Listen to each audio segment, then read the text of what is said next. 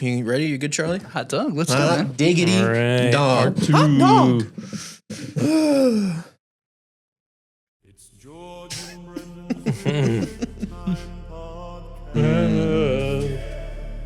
Tell your friends, tell your grandma. It's time for George and Brendan's real big time podcast. It's the most important part. I might be like my favorite one. Really? It makes me feel pretty peaceful. Pretty peaceful. Sounds like it's Game of Thronesy. It does sound Game of Thronesy. Yeah. Welcome to George and Brendan's Real Big Time Podcast. Yes. We're here once again for part two of our time with Charlie Gibson. Charlie, how you doing? I'm doing spectacularly. We haven't seen each other in a whole week. Yes. And in that time, so much has happened. We've become different people. We've grown. Yes. I've started my own expansion hockey team. Started getting into crimes. God, what a dream. Charlie, you've had plenty of time to think about my question. Yeah, that's true. Oh, my Cliffhanger. goodness gracious. Favorite sibling. That's why everyone's tuned in. I know one person who's tuned in. You better fucking. That motherfucker. My favorite sibling's got to be a brother. Who's the brother from fucking the Robin Hood? Brother Ben? No, that's Friar Tuck. That's Friar Tuck. Fuck. Oh, I thought I had a brother. Is there a brother in Robin Hood? No. He was trying to be clever. I was trying to be witty, yeah. Oh, it's Campbell Gibson. Campbell Gibson. By golly. Do you have any other siblings? Apologies to Chase, Colin, Connor, Kara. Yeah, it's good when you have Colin, to. Connor, Campbell, Charlie, Kara. You have 6 siblings? Well, I'm one of them. Yeah, so you got 5 siblings. Yeah. Wow. What's the age difference in there? 11 years. 11 years? Yeah. Where you guys at in that? Campbell and I are 4, and then I'm the 5th of the. So it's 5 guys, and then our sister. 5 guys. 5 guys, burgers and fries, baby. 5 guys and then a sister. Those peanuts there, what a deal. I used to refill the cup they would give you until it disintegrated it. It was so good.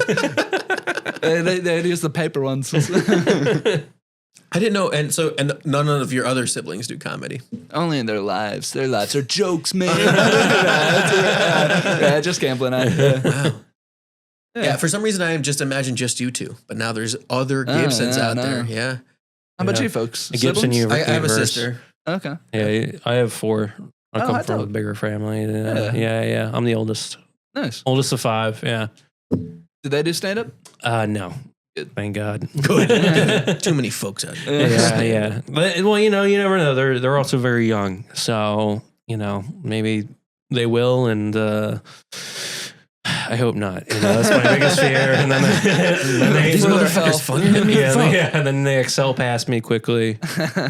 Yeah.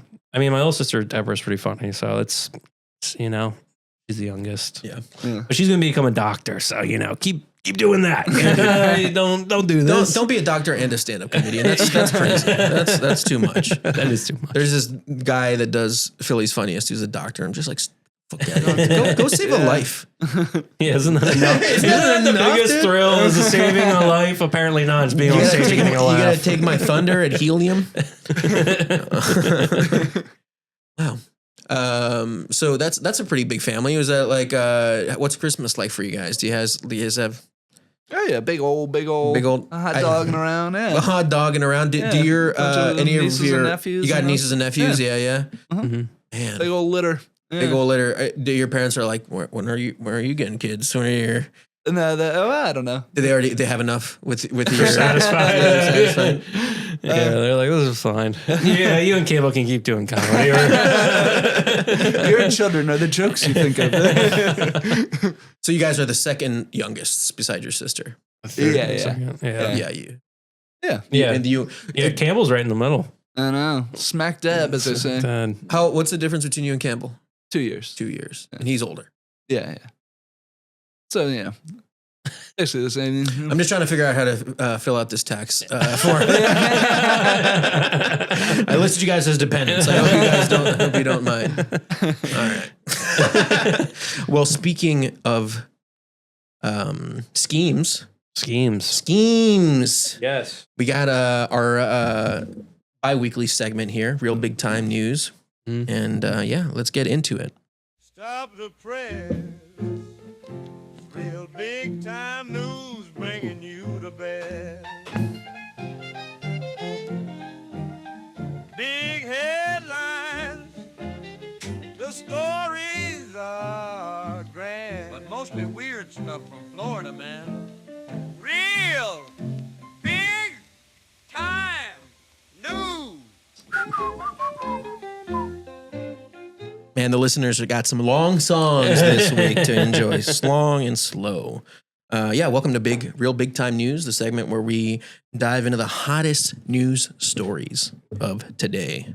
Let's get started. So most of us have a retirement plan, right? Maybe it involves a small garden, finally reading that stack of history books on the nightstand, or moving to a coastal town where the most stressful part of your day is choosing a gelato flavor. Yum, yum. But today we're looking at a different path. We're talking about the news. What's that? This is news? Yeah, it's just a little intro. George likes his intros. I like him making it, He's painting a picture for us. We're talking about the people who reached the finish line of life, looked at the quiet sunset of their senior years, and decided to build a global criminal empire instead. Our lead story comes from the UK, and it centers on a question that most 80-year-olds have never had to ask. Why retire when you can escalate? Meet John Eric Spibby. I don't know if it's Spibby or Spibby. It's S-P-I-B-Y. What is that? Spibby? What is that? Spibby. I like Spibby. Stupid. In 2009, Spibby did what we all dream of doing while standing in line at the gas station. He won the national lottery. This was a massive jackpot, £2.4 million. At Spibby's age, that money represented the ultimate exit ramp. He had officially won the game of life. He had the resources to spend his next 20 years feeding ducks and complaining about the local council in total financial comfort. He had reached a level of wealth where bank apps become irrelevant and cashmere becomes a year-round requirement. Some cashmere. Instead of disappearing into a life of leisure, Spibby treated that jackpot like a venture capital seed funding. He moved to a rural outskirts of Wigan, which is a small town, and started buying up. What are the people from Wigan called? Wig folk, actually. Wigantons. And he started buying up property, but he wasn't looking to flip houses for a profit. He was converting quiet barns and secluded outbuildings into industrial scale manufacturing sites. When the police eventually raided his retirement projects, they walked into a high-tech lab rather than a wood shop. They found professional-grade pill-pressing equipment humming away. They found encrypted burner phones, firearms, crates of ammunition, and stacks of cash piled high. The scale of the product was staggering. Authorities discovered millions of counterfeit prescription pills with an estimated street value between 300 million and 400 million pounds. He had successfully leveraged a £2 million lottery win into nearly £500 million pharmaceutical empire. Yeah, pretty nice, pretty good work. The most fascinating part of the Spibby saga is the man himself. When the police finally closed in, they expected to find a confused elderly man being manipulated by younger, more traditional criminals. Instead, they found the CEO. Spibby stayed active in every part of the day-to-day operation. He was technologically savvy, deeply involved, and according to reports, incredibly arrogant about his success. During the investigation, it came out that he had allegedly warned that tech billionaires should watch their backs because he was coming for their spot on the global leaderboard. The judge at his sentencing was remarkably pointed. He noted that Spibby chose to pursue a criminal career well past the age when most people were slowing down. Spibby received 16 years in prison, which is kind of crazy. 16 at the age of, I think he's 67. His son and two associates went down with him. Traded his family's fortune for his own final chapters. Is it better to go down with him or down on him? On your own kids? Talking about a win-win situation. So basically he went to jail. So why does this happen? Why do we see this trend of silver shadow criminals? As a society, we tend to infantilize the elderly. We assume that once someone hits 75, their brain becomes a soft pile of mush. We assume that their only technological skill is accidentally deleting the C-SPAN off from the Roku. We view them as harmless. That assumption is the most powerful weapon a criminal can possess. Think about the optics. If you see a 24-year-old in a hoodie hanging around a rural barn at 3 a.m., you're expecting that guy to be up to no good. But if you see an 80-year-old man in a cardigan, you might be like, oh, hey, let me help you out. Are you okay, old man? True. Spibby understood this. He used our collective bias as a shield. No one expects the man with the hearing aid and the sensible shoes to be the Heisenberg of Wigan. Not to mention a ridiculous last name. Spibby. This cat. Hey, How it's you doing? Spibby. Hey, Spibby. Spibby over there. Spibby's just Spibby, and you know. So this got me thinking about like other old criminals. You know what I mean? Yeah. Thinking about people that decided to turn to crime in their own life. So I got a few here. We got Doris Payne. Doris is arguably the most successful jewel thief in history. She didn't start late. She just simply refused to stop. Doris spent 6 decades lifting high-end diamonds from luxury stores across the globe. She was eventually arrested in her late 80s for shoplifting a necklace. When asked for her motivations, she skipped the sob stories about needing money for medicine, and she admitted that she just loved the game. She was addicted to Let's it. go. That's why I'm in stand-up. I just love the game. I love being up at 11:30 on a Monday night when I got to work at 7. I love the rush. Doris was a master of social engineering. She walked into Cartier or Tiffany's wearing high-end suits, rating wealth and status. She outclassed the staff. She charmed them until they were desperate enough to show her the most expensive ring in the vault. Then, with a flick of her wrist, she disappeared along with a diamond. Her rule was simple: if they think I'm harmless, I've already won. Then we have It's a Mary. neat trick disappearing then. What's that? What'd you say? Yeah, like what's the trick? Like she I just guess- be like, I guess she Assuming was. that's a figure of speech. can I She's- see that? I imagine she was good at sleight of hand. You know what I mean? Maybe she Yeah. replaced the rings with fake ones. Or she could do that. Why wouldn't she do it when she got arrested? She's like, come on, what the fuck? It's not working. You know, in her 80s, she just started getting slow, I guess. I can't crack my knuckles. She can't flip the wrist. Then Call we back have from last week. this callback last week, a long time ago. Then we have Mary Mack. In the UK, Mary became infamous as a senior citizen drug trafficker. She I'm exploited sorry to keep interrupting. Miss Mary Mack. That's amazing. That's what the rhyme is about. Miss Mary Mack, all dressed in black, smuggled a bunch of drugs. She smuggled drugs across international borders, betting that no one would subject the sweet-faced old lady to secondary search. Her defense, when caught, was a simple shrug and a claim that she didn't think anyone would notice. You know, that's also old people. You can just be like, I don't get it. What are drugs? Sometimes though, there's a dark side to old people crime. It's not all just charming people doing jewel heists. In Los Angeles, we have Helen Golay. Golay. She was in her 70s when she and a friend were convicted of murdering homeless men for insurance payouts. This was organized, methodical, and patient work. They would befriend vulnerable men, take out life insurance policies on them, and stage fatal hit-and-run accidents. That's hilarious. Be killed by 2 old ladies. That's so. I love this is also like a car accident. There. Wow, these old ladies, their friends keep dying in car accidents. I feel worse for them each time. Oh, man. Finally, there are Ray and Faye Copeland. They were in their late 60s and early 70s when they were arrested for murdering drifters on a farm in Missouri. Ray Copeland became the oldest person ever sentenced to death in the United States. They lured victims with the promise of work, killed them, and buried them off on their property.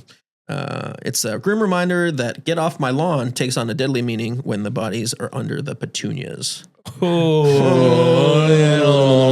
Let's go. That's fun. So, yeah. Wait, so why did they do it? Just for the game? The killing game? Well, I think some people are just legitimately psychopaths. Oh, okay. Yeah, I guess. You know what I mean? Yeah. I don't know about those people. But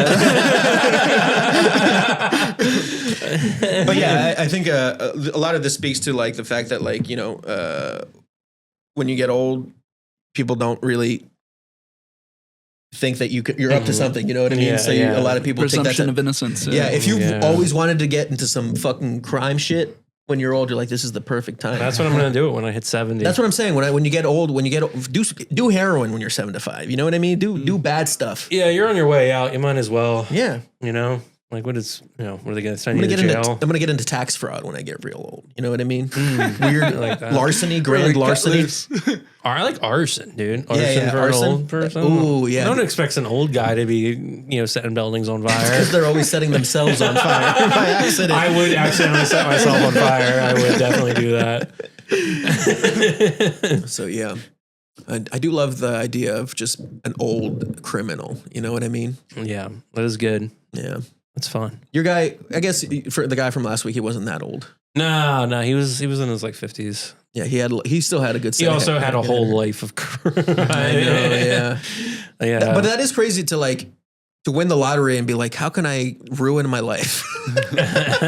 I mean, it's not the worst way. I mean, a lot of these lottery winners, right? They That's go in true. huge debt after true. buying a bunch of stuff. At least this guy started a business. Yeah. He said he had his dream, what we all dream of, come true when he was waiting in line at the gas station. You know what I dream of when I'm waiting in line at the gas station? Tell me, Charlie. Is getting some gas. That's my dream. Maybe I'll get some gas. That's the whole dream. I gotta get more ambitious.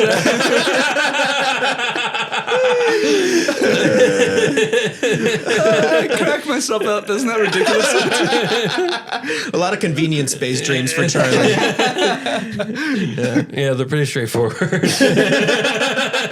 Some would not call it a dream, but just a thing that happened. Charlie's at McDonald's. I got a dream that I wanted a hamburger. I hope it comes true. That's a pretty good Charlie impression. That's pretty good. You've got some practice. I've heard you do me before. I have done some Charlie. Yeah. Oh my god! I think Charlie's one of the most what's it called? Impersonable, stand-up comics in Philly. Yeah, because everyone else is just like, Yeah, he's actually, he is actually a unique. yeah, unique voice. Yeah, You hear that, comics? Get a voice. Get a voice we can mimic, you piece of shit. Just We wanna love make fun of Mickey you. Mouse too much your whole life. Like I do love the idea of loving Mickey Mouse the voice. That your voice just starts getting higher and higher. Oh my god! Gee whiz! One day I'm gonna sound like this. Hell yeah! Well, I think it's time for our next segment. We got a cool segment, and we're going to talk about a guy that Charlie is going to talk about. Yeah, let's get into it. Real big time history. Oh, what a sight! Digging up the past and not what you learned in school. No sorry. It's real big time history. Oh yeah. Real big time history. The segment where we talk about history. So if you're a dumb fucking idiot who doesn't like that stuff, stop listening right now. No, it's but you don't want to. particularly if you like it real and big. real big. Real big. Real big. Statue of big. Liberty, Titanic, big stuff. Big stuff. Great Wall of China.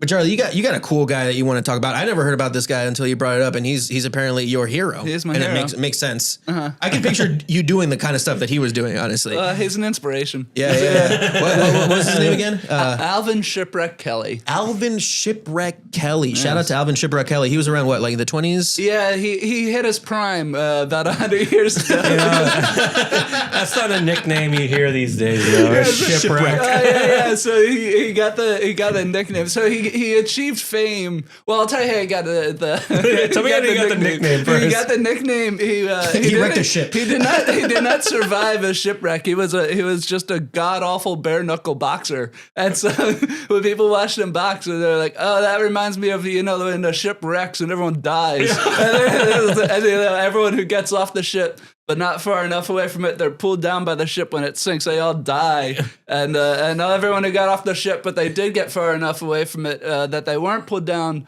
by the sinking ship. They weren't rescued and they all died. And that's what his boxing career was. But that's why He himself was so bad at boxing? Yeah, I guess he just always lost. It's so funny to be so bad that you get a nickname. It's basically Bare loser. knuckle too. Holy Lord. Anyways, You're fighting easy to knock out Willie tomorrow. So,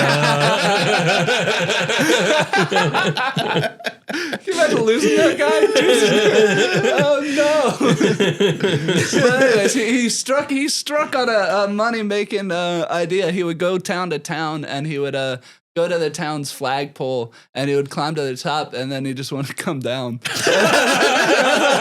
He'd stay up there, and it's not like a euphemism for sodomy or anything. He would sit on top of a pole for days. Did he have like a little platform or something? I guess, thing I was reading. So this is from a book I love. The dude, Bill Bryson, One Summer's the book, but he would climb up. He had a little like thing he could attach to the top. It was big enough for his butt. It would just sit on there, and he would like. I guess there are holes where the feed of the drawstring comes through. Okay. And he would jam a little thing in there that he could like balance on when he goes to sleep. He could like lock a knee in there. So like if he fell asleep, it would jerk him awake so he'd be up there for days, you know? And then he kept at it. That's what I love. He would be up there for days and come down. He'd go to a new town. He's like, I know what I'm doing next week. And he got good at it. So like at first he could do days. I think his record, he would go like weeks. His record was 40 days. He does 40 days and 10 hours. He was on top of and the way he made money, people would pay to get like extra close and to the pole and just like look at him for a bit. That's it. Am I assuming that then there was another guy who would be the bouncer? Was there a pole bouncer? I think when I looked or was it just an honor system because people were so kind back in the day? bucket, please. By the way, you're only allowed to stand within 20 feet if you put money in the bucket. And people look up and they're like, man, I hope I don't get shit on. I guess he would shit down the pole. But he? They weren't clear about this. I tried to, but that was the speculation. You would shit down the pole? Us having Kelly aficionados. You guys notice ever since Shipwreck Kelly came around that our town just smells like dog shit? What the is prices that? the prices of the close to sea pole, they drop as the days go on. Yeah. Holy shit. That's crazy. Man, But the fucking dude had a wife. He'd just like, sorry, babe, I'm fucking going to some random ass town. She's like, that's fine. I'm going to go sleep with somebody else. Babe, I'm on tour next They week. got him one of the leading pole sitters. It's like there's a bunch Because there was more. Yeah, I guess so he was just the best. He didn't come up with this. I don't know if he came up, but he was the He was on the forefront. He was the Babe Ruth of pole Jesse sitting. Owens running. I don't know if people ran before him. Maybe marathon came first. I don't know. But there was something else I wanted to mention. Oh yeah. So picture this: he hit his prime in the 20s. It turns out sitting on a pole. Didn't survive the Great Depression. People tighten their belt a bit. Another thing I love in the reporting on him, they'd be like, there'd be excitement when he came to town, but there wasn't much to say days later because he was just still up there. He was just there. He was just... what a talent. What a way to spend your life. Yeah, what did he do up there? Just sit up there? He would sit up there. He would smoke cigarettes. I guess he would only like drink like a milk and basically like he would sustain himself on little as possible. Yeah, so he wouldn't have to go to the bathroom. Yeah, as much. But yeah, his big trick was like he would stand up a couple times a day. And he'd sit back down. Oh, he's doing it. He's about to stand. How do you get the kids? Shit. This is what I'd like to say. People nowadays are just like, God, everyone day is just looking at their phones. And there's the AI brain rot. Back in the day, people literally just looked at a man on a pole and were like, oh my goodness. Yeah, How exhilarating. Martha, can you believe this? There's a man on the pole. In town, in the square. We have to go look. When he finally gets Bring down, your pennies. When he finally gets down, they were just like, well, okay. And it just leaves town. You know? It's just All right, that's it. Bye, folks. gonna go climb another fucking pole. He's like, I'll be in Phoenixville tomorrow. He might have had kids. I should have looked it up. He might have had kids too, which would have been great. I saw that he became, I don't know if this is true or not, but I watched a YouTube video about him before, and he said that he became a gigolo after he was a pole sitter. Oh, no, I missed that. That's amazing. That's what it said, and it said that In the Depression? after, because like, I guess pole sitting, like you said, Dried up. Yeah, dried up. Well, he was used to sitting on poles. You know? Yeah, he went from sitting on poles to laying them down. You know what I'm saying?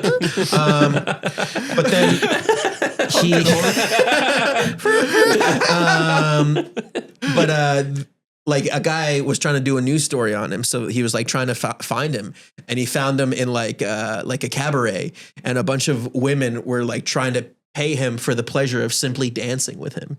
So apparently he was like a big like fucking stud on top of being a pole sitter, which is really funny if you look a photo of him. Oh yeah, he was a squat and You're telling the guy that sat on poles for weeks and weeks at a time. He literally got rough looking. He looks like Popeye the Sailor got his Man, like face legit. beaten in so many times he was called fucking Shipwreck. Enough people called him that it was like, no, that's your name, buddy. That's holy Lord. Look, here's him hanging off of a building or something. Yeah. Oh, that's pretty crazy. I remember hearing he got one gig during the Depression, but it caused like a riot because there was like people only gathered for like soup kitchens or soup lines at the time, and so like it from then on, like broke. Yeah, like it became a public disturbance. Wow. And so it was I mean, it is impressive that he did climb up. Here I will he is say just that. reading the paper. That's Imagine walking 40 minutes to town to just look at this man reading a paper.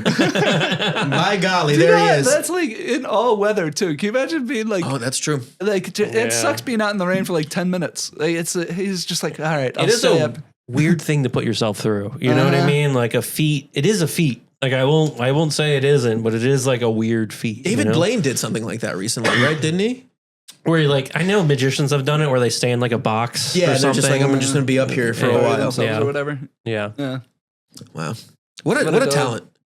We should set up a poll somewhere at the next open mic and see how long when people. I don't know what to do in life, that's what I do. I go find a pole. I climb to the top. Things are Walk cyclical. to the nearest pole. You know, Charlie's gonna walk there. Things are cyclical. That could come back. It could. It could come back. It could. I mean, that's. if somebody were I could sitting on see a it. pole in like City Hall, I'd be like, yeah, that's what I'm saying. I'd give it a look. Like, remember a while back, there was that guy who's like, I'm going to eat a whole rotisserie chicken, and like 1,000 people showed up to just watch him. Yeah. That's, as far as a pole's cooler than that, because you're up in the air. It's dangerous, at least. Yeah. Yeah, That would be kind of crazy. Yeah. So I mean, I definitely think a hipster will bring it back, though. You know, he's like, I'm bringing back. I'm bringing pole pole sitting. sitting. He just falls I'm off. happy to hear he had the career as the gigolo, because I heard Yeah, when he after the fact. died, he was like a vagabond or whatever. Oh, really? Yeah. And he had like clippings of his exploits on him, you know? That's sad. Yeah. Look at the good old days. Oh, When I was back on when a I used pole, to stand I on was a so pole. alone. I would get my ass kicked, and then I would go sit on a pole for a few days. Oh, he Can was. you imagine making plans with him, being like, hey, what are you doing in early April? He's like, I'm busy. I'll be on the same pole. Right. I'm actually busy for 3 weeks in April. He was killed by a car. Oh, all right. Yeah. By those old ladies. Well, and his body was unclaimed at the morgue. It was unclaimed? Yeah. I guess his wife didn't work out after he became a prostitute. Belongings found in Lucky Kelly's. mortician. He's like, ooh. He's a dog. Get one for free. Belongings found in Kelly's room included a duffel bag still packed with ropes and a flagpole sitting gear in case any fresh jobs came along. Flagpole sitting gear. A flagpole. The little scrapbook that he had all his clippings and stuff was called The Luckiest Fool on Earth. Ah, Wow. what a hot dog. R.I.P., dude. Wow. He's an inspiration. Yeah. That's honestly, that's what you got to find. You got to find that niche thing. You know what I mean? And become that guy. I also love that is a perfectly acceptable life. You know, that was fine. He did it. He sat on a pole. And he was very good at it. The best. The best. Some would say the best. I don't know, acceptable. I mean, it didn't really end really well. I don't want to keep harping on this. But you know what he didn't do? He didn't kill or fuck a single. Actually, I don't know. We do not know. That's not in the Wikipedia. You know the book Running the Light? You ever hear that one? Same Talent. It's about a stand-up comic. Anyways, it makes me think of it. Like, he had success and then he's an old man, but it's a good goddamn book. Oh, really? Yeah. That sounds sad. I listen to books. I don't Yeah, I read, look at but, books too. Yeah. So this guy, he was like successful when he was younger and then kind of faded off. It's like kind of he fucked everything up or whatever. But it's a it's a really good story. Sounds like a lot of stand-ups. Man, I hope I get the opportunity to fuck everything up. You know what I mean? It is cool to have that opportunity. I know. I need that. I want that choice. Yeah. Because right now, if I fuck everything up, it's not really everything. It's just a couple things. It's just like two things. It's a few things. Yeah. It literally 2 or 3 things. Yeah. My goal for next year is to fuck some things up. That's my goal. Earn something to fuck it up. Yeah, exactly. Oh, All right, cool. So that is Alvin Shipwreck Kelly. Everybody, any final thoughts on good old Shipwreck before we sign off here? Just my hero and an inspiration. I'm not. Seems exactly like the type of guy I'd be your hero. Oh, you know another guy I love to death is Gary Larson, the Far Side guy. Oh yeah. Holy Lord, I love that guy. But I don't know why I'm bringing him up. You just like his comics. Oh my God. Yeah. Best one-liner ever. I love that fucker. Yeah. That's what his book's gonna be when they find him. It's full of one-lining. The luckiest fool on earth. 2. Hell yeah. All right. Well, that is our episode, ladies and gentlemen. Thank you so much for tuning in. Yeah. Whenever you are tuning in, whether it's the morning or the evening, know that we enjoy your patronage. And please continue to listen to our podcast every Thursday. Charlie? Have anything to plug? Well, thank you for having me, gentlemen. Next check week. out that Campbell Gibson. He's fresh on the scene. Hell yeah. You're gonna love him. Young Yeah. whippersnapper. Yeah. Support new comics, you know? Yeah, you gotta. You know, he's still wet behind the ears. He's nervous. He's figuring it out. Oh yeah! Shout out to Campbell Gibson, young, fresh comic on the scene. Yes. And like I said, check out our socials. You're kind of social. You got Instagram, kind of. Right? I do. Every Sunday, I do. I wake up and I try to write a ridiculous story about a fella named Stu. And about 10 people like it. And I love that. So tell us, Stu has like an ongoing chronicle. Yeah, well, not really. I decided, I don't know. I'm on like 30-something weeks. I decided when I woke up, I wanted to do something that would make my brain work that wasn't stand-up, a creative thing. Yeah. And then the first one was like pretty long. And then each one after that has been significantly shorter. I would be like, man, I'm going to work on it throughout the week. And now I just wake up on Sunday. I'm like, I'm going to write some crap. But check out the crap that I write every Sunday. Hell yeah. I'm on a show at Punchline on the 27th. Ooh, you do. I got a Jim Gillespie and Logan Mallon show. I'll be on nice. with Jacqueline Very cool. Blizzard. It's a late nice. night. Yeah, it's 9:30 show. wow. Come on out. Hell yeah, it's guys. really going to be a good show. It's a good lineup. Support local comedy. Come out and see us. We love to see you. We love to make you laugh. But don't come if you're going to be a shithead. All right, guys. That is the end of our episode. Goodbye. Bye. Very well. Back to the... Tell your friends, tell your grandma, it's time for George and Brendan's real big time podcast. It's the most